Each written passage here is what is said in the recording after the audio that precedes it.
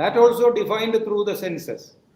If you want to practice unconditional love, you should be able to go beyond your senses. Then you will become unconditional. Once you are unconditional, your love will be converted into an energy, like a rose flower. Once it is blossoming, the flower is not asking somebody to enjoy the beauty and to smell the aroma. No, the flower is just blossoming as the flower. Then anybody who is around that area, who is having an open nose, they will take a deep breath. And anybody who is having good vision, they will enjoy the beauty. So flower is not bothered whether it is being enjoyed or not. That is what is called unconditional love. So everybody has the potential to blossom up from within. Come on, then we have to do it unconditionally. That will be the real message of religion.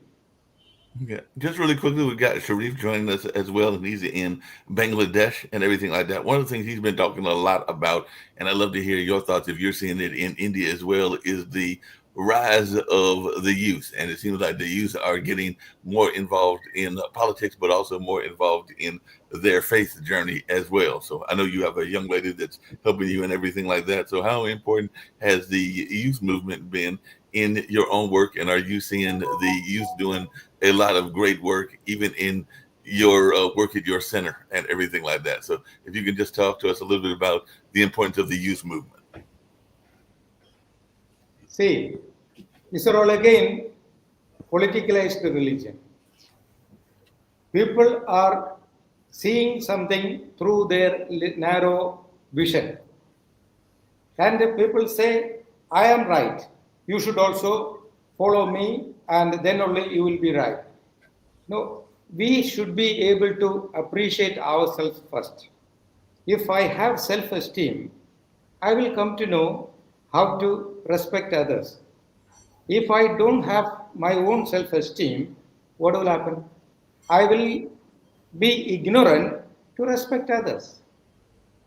Once that ignorance is there, the companion of the ignorance is arrogance. The person who is ignorant and becoming arrogant and endorsed by some of the beliefs, then it is such kind of people can easily be institutionalized. There the politics will come.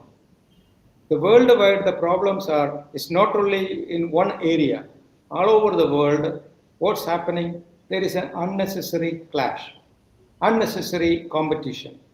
All these competition and clashes can be easily handled if they are prepared to sit and talk. In India, again in yogic tradition, it is called Sama, Dana, Bheda, Danda, Chaturmarga. Four methods are there to establish peace. It's a very interesting. I was so fascinated with that. Sama means make equal. If one of my friends is having a problem with me or like a disagreement with me, I should make him sit with me. Come on, we are equal. Let us share our energy. So talk each other. So it's called Samya. Means you might have heard about a name Swami. Swami means everything can be handled in a like equal way. Synchronization. If that is not working, you give something. Avoid the clash. If you are wealthy enough, physically, mentally, financially, spiritually consistent, share that energy, give him something, whatever it is, and avoid that clash. Dana means giving up. If that also not working, the guy is very arrogant, then take him to in a court, bring it to the in front of law.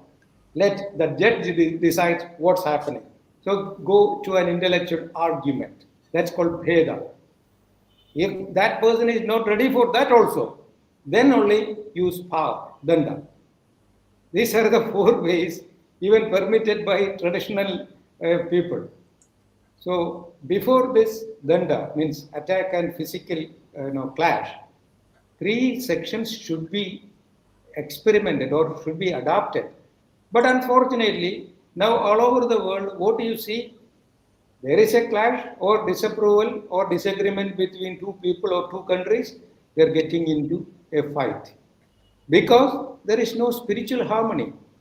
Everybody should be aware of scientific spirituality. Then the clashes will be gradually vanishing. That is the only way.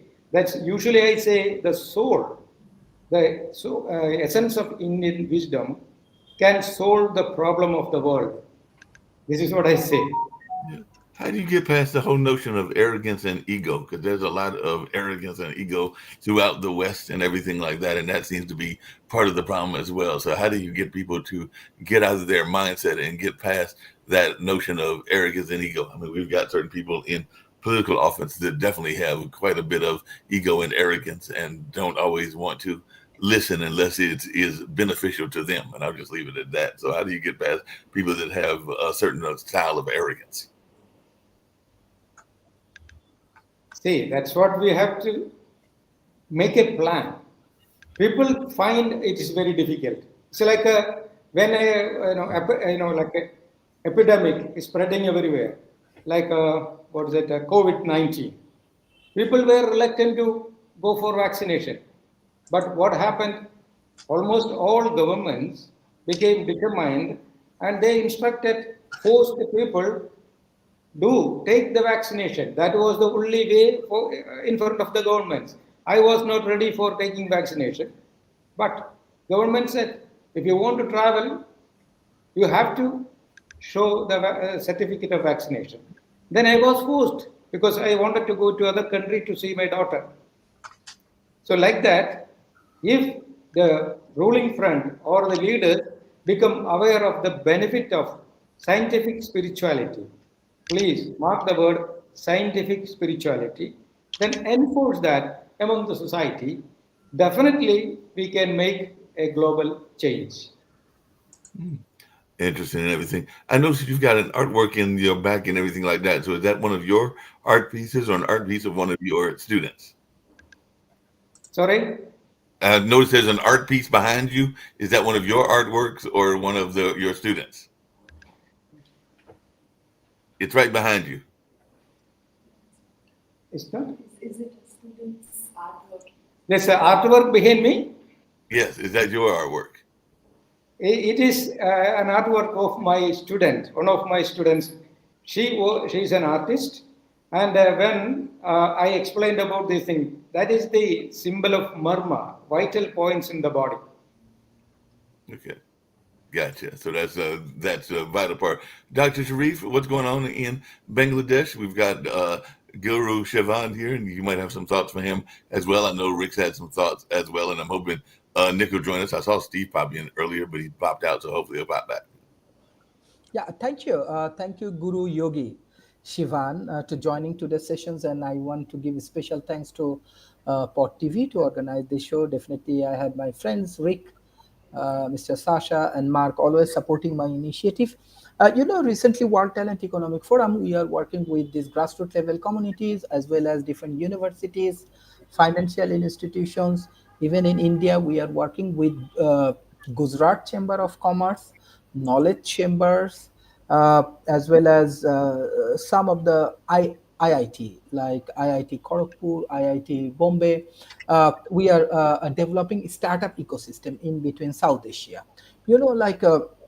What you discuss about all of the religious factor, I really like. Even in my personal life, I follow Karma Yog, right? In Islam, we call it Amole Sali. Even in Christianity and Western world, they also practice, I call it mindfulness. So we have a connection, interrelationship in between different religions. What actually Guru Yogi said about conflict, about distance, about all of the misinformation, disinformation, that is important. We need to respect all of the religion. We have to deeply understand Western world. On the other hand, Western world also has to understand the global South communities like India, like Bangladesh or Pakistan. And religious is something I believe that it gives us peace, it gives us discipline, and some moral values, and what you call it kormo job, like we are working for our ethical activities and all of the things, which is very important.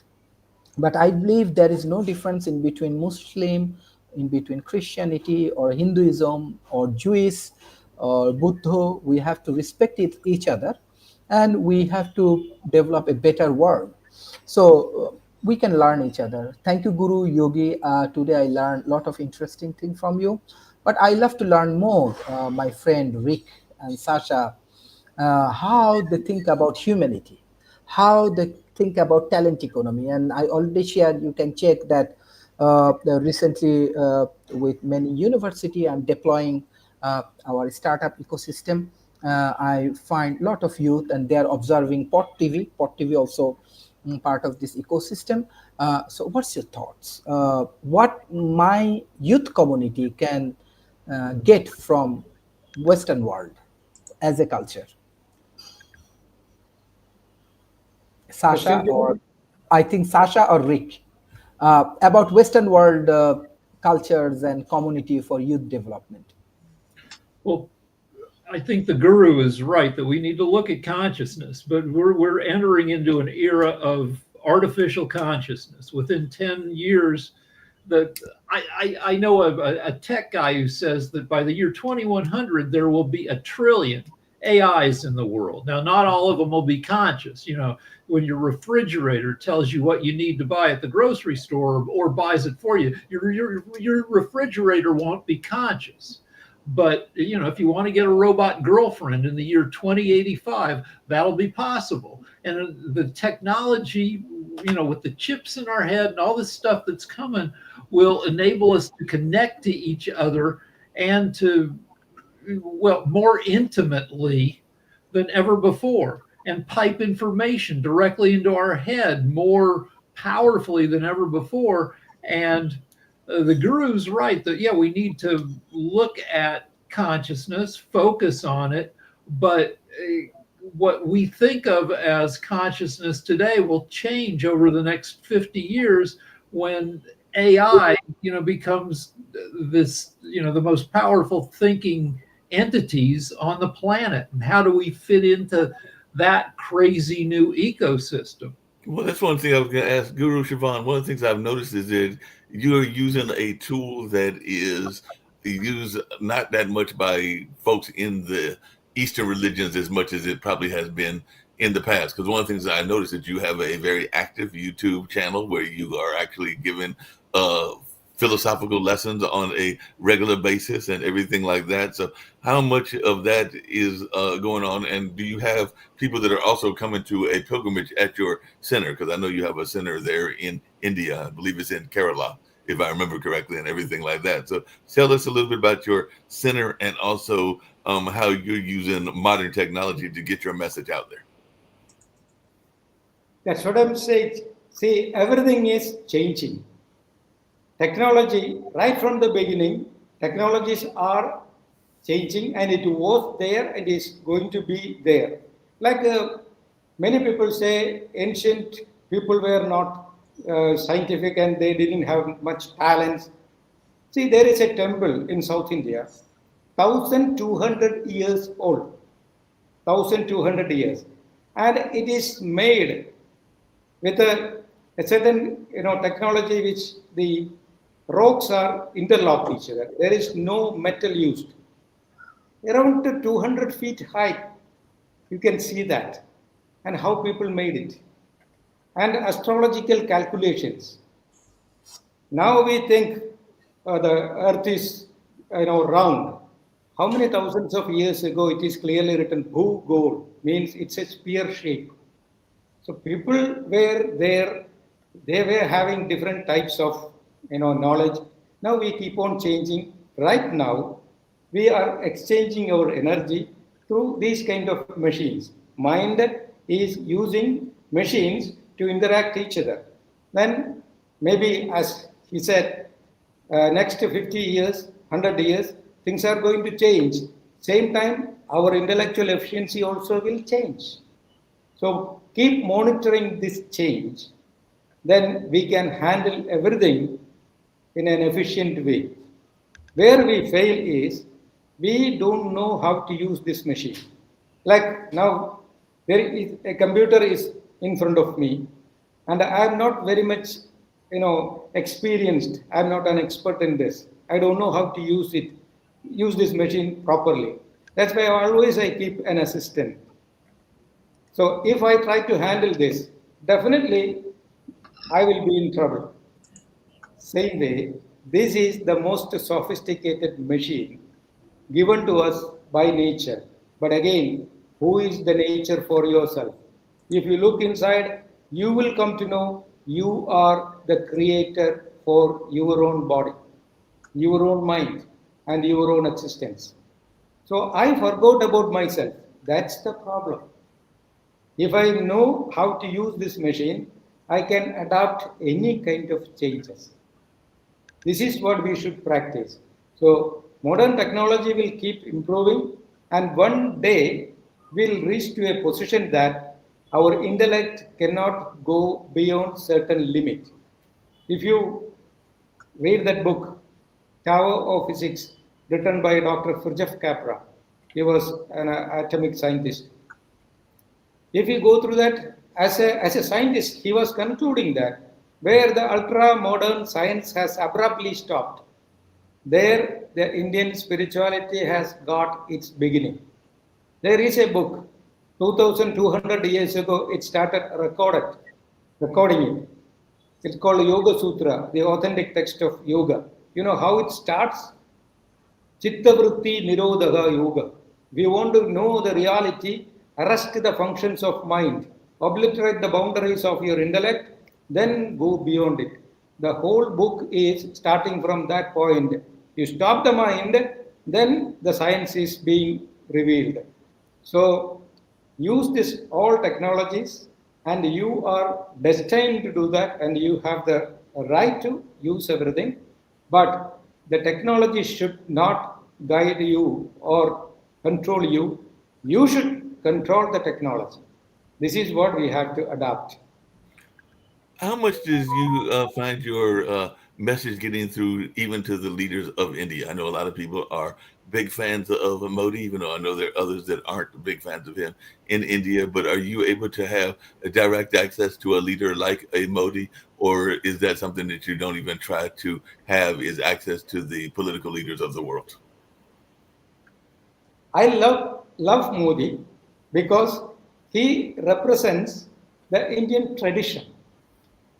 These many years I have been studying the political ideologies, but they were not aligned to the traditional values of India. But this person, as a politician, he declared that I am from this tradition, and he is really, following the tradition, propagating the tradition, and he is using that spiritual value for uniting people. This, see, we cannot forget about our forefathers. Our tradition is the real strength. According to modern science also, now we can say this life is an extension of my 7 genetic memories. If I am not educated, if I am not appreciating my, predecessors as a successor, how can I be successful? So this is what is his charisma. This is what is his speciality, and this is why the irrespective of political thoughts, there are many political ideologies in India, thousands of ideologies, but irrespective of this political ideologies, majority is following his instructions because he is propagating the traditional values of India, Indian spiritual wisdom. So once this message is taken to all world, people will be happy because they will be feeling something from their heart. Now the modern world is guiding everybody through the mind. Brain is too limited to understand the reality of our heart.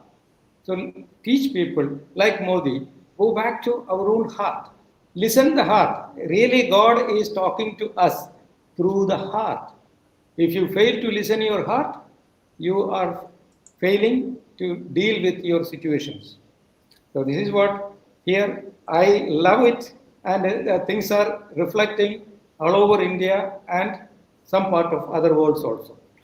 How important do you think it is to have an understanding of your history as well? Because I know a lot of people, when they think of Indy, they think of Gandhi, and they think both of Gandhi, the historical figure, but also Gandhi's daughter as well, and everything like that. So, how important do you think it is for people to be in tune with their history and their historical figures? And is that somebody that you admired as well?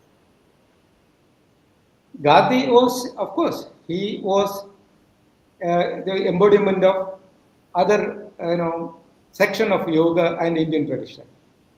So he was like everything was provided to him, but he was not attracted to anything. Got it? No. So like the political leaders, rich people were inviting him, providing everything, even food. It was abundance abundance of food was there, but he might have been eating once a day. That also very little food. You might have seen his body. So he was using his, tolerance, fighting against the law of nature. Nature asked you to fill the stomach. He said, why should I? Nature asked you to, once the cold temperature comes, asked you to cover up. He said, why should I? So he was not covering his body fully. So he was challenging the law of nature. That was, again, it was a section of yoga. Question the nature, challenge it, then find the answer from within. So he was adopting that.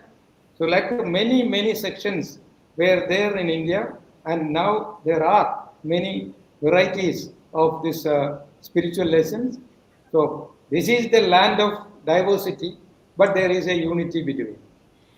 What do you say to people that see that he also was the person, Gandhi, that is, behind the nonviolent movement? Because a lot of people will say that MLK was inspired by Gandhi, and even the folks in South Africa and a number of other places. And some people think that that can work, whereas we are also seeing that you sometimes have to have violence in order to have resistance, like they're doing in Ukraine and everything like that. So what do you think he would say about the notion of nonviolent resistance, and what is your attitudes around nonviolent resistance and everything like that? Because I know there are even people in other parts of the world that are still trying to practice that, and definitely Gandhi was a major proponent of that.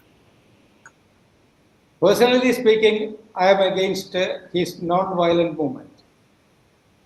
I always go through the traditional teachings of, yoga. We have two epics as Ramayana and Mahabharata. In that book, everything is discussed and explained through wonderful stories. In that Mahabharata, it is saying that during the end of the war, there was a person called Bhishma. He knew everything. He experienced 7 generations he lived, and he could win everything. Even the death was under his control. That is the way the personality was depicted. Anyhow, towards the end, the winning guy, the other side like Pandava, one guy, Dharmaputra, he was the leader of the winning part. So he became confused, and he approached this master and asked him, to be a good ruler, what I should do. The first instruction and advice given to him is that Agradas Chaduro Veda, you should be completely educated. You should be the master of almost all education. Whatever is available, you should be aware of that. Knowledge of the power of knowledge. Second is Prashtada Shasharanthanu. Your cure that time, that bow and arrow. Cure must be filled with arrows. What does it mean? Idam Brahmyam, idam Chatram. Either with the mind power or muscle power, you should maintain the justice. You should protect your people. I am with that. Weapon should be there. You should be completely equipped. If somebody is attacking you, you should ask him, come on, let us talk before we get into a fight. It's called Sama. Let us talk. Peace. We will develop peace by exchanging our love, care, and ideas. If it is not working with your enemy, come on, say that. Take something. I am okay with this. Go. Take it and go. That also not working. Then you go for an intellectual argument. Come on, bring your points. This is my point, that is your point. Come on, get into an argument. Even this guy is not ready for argument also, he wants to fight only. Then attack him without giving him a chance. As I told you, right from the beginning, I was a martial art, enthusiast, and I was a boxer. Even now also I practice little bit boxing as my health maintenance. So I love either muscle power or mind power, but it should be used consciously within our under control. So I love Gandhi, I respect him, but I don't accept his non-violent movement. Here I appreciate Modi. Yeah. So you would agree, if I'm hearing you correctly, and I know we've only got about another 5 minutes to go and everything, with what Sasha would say, which is that if you are being invaded the way Ukraine is, you have no problem with Ukraine defending themselves against the mighty Russian army and everything like that, because they tried the talking and the talking didn't work. So it seems to me like you're saying that you are supportive of Ukraine's battle against Russia. Frankly speaking, as an individual, if you ask me a personal comment of a yogi, that clash is unnecessary as far as my political knowledge is concerned. They could have sit together and talk each other and solve the issue. Why do they fight? Because of ego, maybe some international political pressures. I don't know much about that, but being a human being, being a yogi, all wars are unnecessary. They are fighting for no reason, just to entertain, appreciate their ego, and maybe a financial, intention must be there, like the arms and all these things. We don't know, it's all international politics. But as a yogi, I am against all kinds of pains.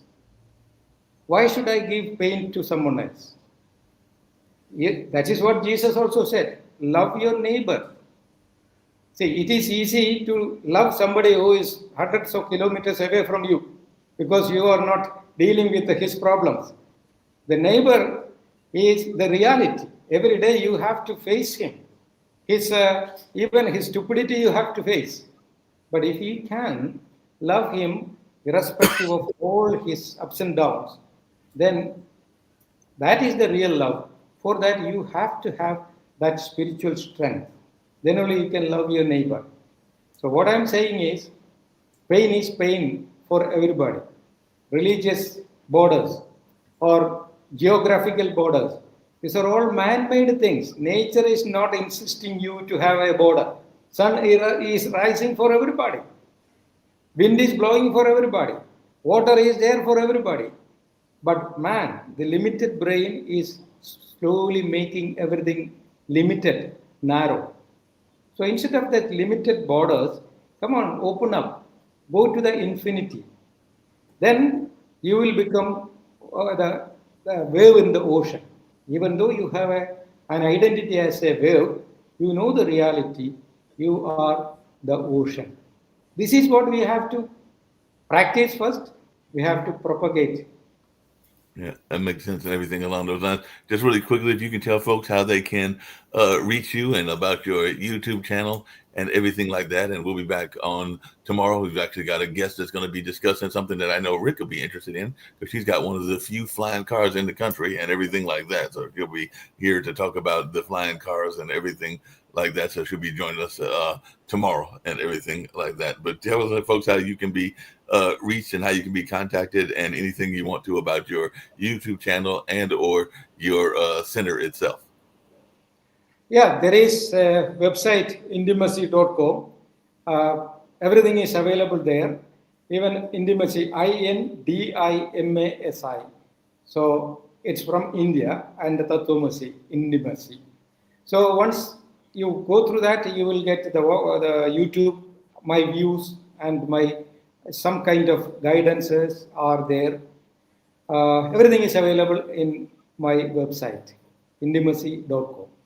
Well, I appreciate it and everything. I appreciate your assistant helping me find you to be a guest on this particular show and everything like that. Ricky, got any final comments that you want to leave Guru Sivan and everything like that before we get ready to get on out of here? Just that I agree that we need to focus on consciousness and what is going to be happening to it over the next 50, as the Guru says, tumultuous years, and how to survive the tumult.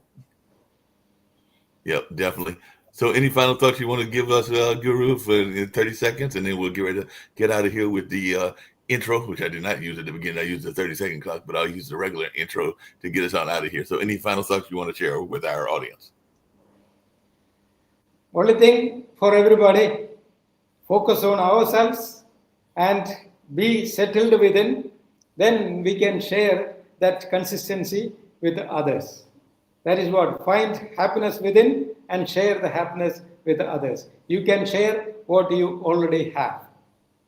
Well, I appreciate you being on, and we'll be back, like I said, with Heather Churchy and her flying car on tomorrow, and we'll be back with some other guests as well. But you've been a great guest, and I appreciate your insights, and we'll see you hopefully in the near future as well. But it's been a good conversation, and look forward to many more of them with you, Guru. So, like I said, we're going to get on out of here from Pod TV and World Edition, and I'll see you on a later time. So definitely enjoyed the conversation. Thank you. No problem.